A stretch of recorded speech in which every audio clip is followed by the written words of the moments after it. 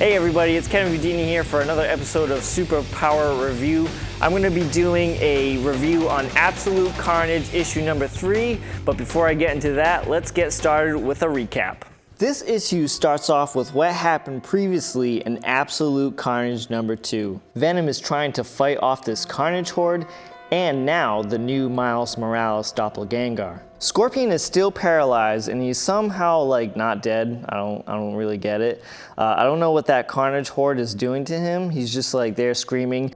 While Scorpion cries for help, Eddie is distracted and Norman comes swooping in thinking he's gonna smash Eddie with a car. But Venom saves Eddie by piercing Norman's heart with a tendril. Eddie gets shocked about Venom stabbing Norman in the heart, and Venom's like, someone had to do it. That's my Venom impression, by the way. We have to kill him and take his codex before my spawn can repair him. But does Venom do it? No. Eddie goes saves Mac, and the Venom symbiote changes his mind and doesn't kill Norman for reasons, but Venom tells him, but do not be mad at me when we lose, and also tells him that if he is not strong enough to end this, that he will find someone who is. Venom arrives at Rex Strickland's safe house with Scorpion, and we see Spider-Man with the cavalry. Bruce Banner has successfully removed the codex from Norman without almost killing him, like the Maker almost did to the host in Venom number 18. Dylan greets his dad and shows him his new pet, Sleeper the cat. Why is Sleeper a cat? Come on, they couldn't done a cool dog or something, like a cat? Really? I don't know. So now they begin the process of removing the codices from the hero like Captain America here, and Spidey walks up to what we think is Eddie Brock and asks him, hey, are you gonna tell Dylan that you're his father? And bam! We see another Eddie Brock yelling at Pete, get the hell away from him. Then this part gets insane. Cletus Cassidy was there the whole time at the safe house. He starts to morph from Eddie Brock to Carnage. Meanwhile, Eddie's having a mental breakdown, and Venom stays true to his promise by finding someone strong enough to take on Carnage. So, who does he bond to? None other than Bruce Banner, the immortal Hulk. So that does it for Absolute Carnage issue number 3. I gotta say, it's nice to see Carnage in comic books again because, man, I have missed this dude. The storyline keeps building, and I really like the surprise factor that Donny Cates writes in this book. The only complaint I have to say so far that we're halfway in the series already, and we haven't seen much death in this book.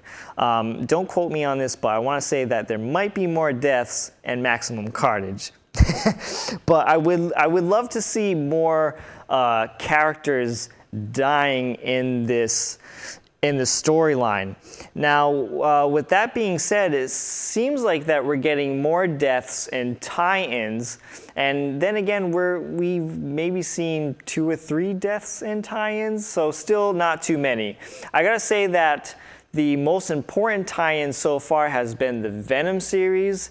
If you're not reading the Venom series, then you're going to be a little bit lost if you're just reading the main Absolute Carnage title. So make sure you are reading Venom.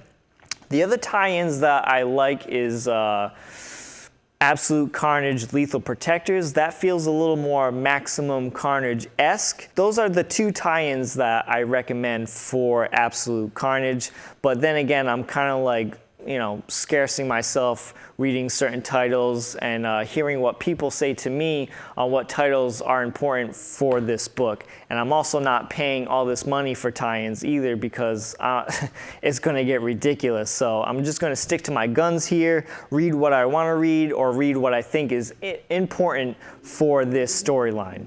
My second and last complaint is that Sleeper is a cat, and I really don't know why. Maybe it's because I just don't like cats. I'm not really sure, but I would have liked to seen him, maybe if we're doing animals, maybe a dog, okay, or actually find a new human host. I'm not sure, whatever. He's a cat, and that is another one of my complaints about this issue. When I saw that he was a cat, I was just like, why? All right, so now that I got the dislikes out of the way, let me talk to you guys about the likes that I had about Absolute Carnage issue number 3. And I liked how that Eddie and the Venom symbiote are kind of like separating again, you know? So like, I liked when Venom said like, hey, listen, buddy, if you are not strong enough or are not gonna help me do what is necessary in order to stop Carnage, I'm gonna find somebody strong enough to do the job. You know, Venom's like, go ahead and do your daddy thing, do whatever you gotta do, but I'm gonna do what's necessary in order to end this, and if I do it your way, don't get mad at me if we end up losing this thing, because I wanted to do what I thought was necessary. So I did enjoy that. Another thing that I really liked, and I was shocked about it, I really liked it a lot. As soon as I saw Eddie Brock smiling over Captain America's body when they were extracting the codex from him, I was like, why is Eddie smiling like a freak? And then when I found out that it was actually Carnage, I gasped. I was like, wow, like that was cool. He was there the whole time. Like, how didn't anybody see that? And when did he get there? And seeing him morph into Carnage, and then he had like this really cool line saying that I'm pretty much sex and violence, yada yada. That was really cool.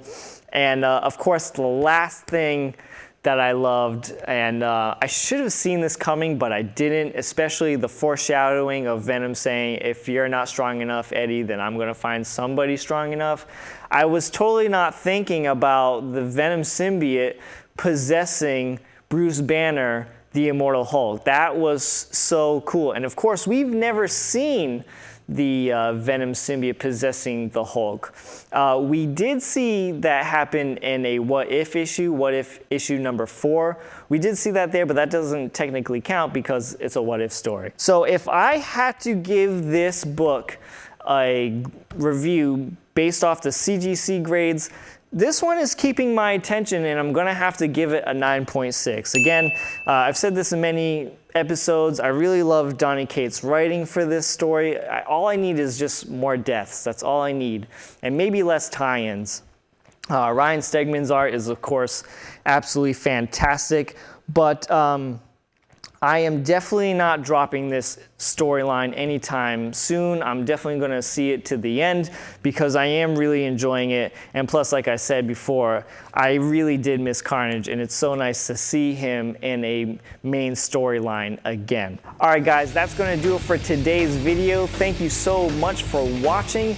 If you liked anything that I had to say in this video, make sure you Venom Hulk smash that like button, and do the same for the subscribe button if you're new to the channel.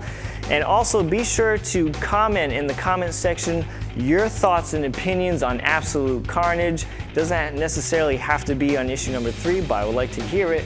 But tell me what you guys think of Absolute Carnage so far, since we're halfway through, and some of your predictions for Absolute Carnage as well. So guys, that's going to do it for today's video. Thank you so much for watching, and I'll see you guys next time.